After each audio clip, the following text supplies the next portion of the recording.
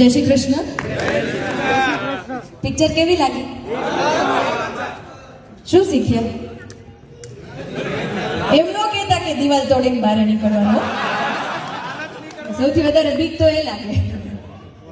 ના ના, પણ અમે ઘણી બધી જગ્યાએ ફરીએ છીએ ને અત્યારે, તો અમને ઘણી વાર એવું પૂછે કે લાલો તો દારૂ પીતો તો, પત્નીને મારતો તો, અહીંયા ફાર્મ હાઉસ પર પણ ચોરી કરવા ગયો હતો, તો એના માટે ભગવાન શું કામ આવે? છે ને સવાલ. પણ લાલો માણસ સારો હતો. આપણે માણસો બધા સારા જોઈએ છે. ઘણી વાર પરિસ્થિતિ ખરાબ હોય છે, અહીંયાના કરેલા અહીંયા ભોગવવા પડે છે, એ વાત સાચી. એને 21 દિવસ રહેવું તો પડ્યું છે ફાર્મ હાઉસમાં, પણ પછી સારા કર્મો કર્યા હતા. નાનો હતો લાલો ત્યારે થાળ ધરાવતો, તો પછી ભગવાને પણ એને આવીને જમાડ્યો. એટલે કદાચ સારા કર્મોનો આપણો હિસાબ છે, એ કદાચ એના સારા પરિણામો પણ છે જ. તો બસ એટલું યાદ રાખજો કે સારા કર્મો કરીએ, જૂના થયેલા છે એને ભૂલી જઈએ, પણ હવેથી સારા કર્મો કરીએ. જય શ્રી કૃષ્ણ.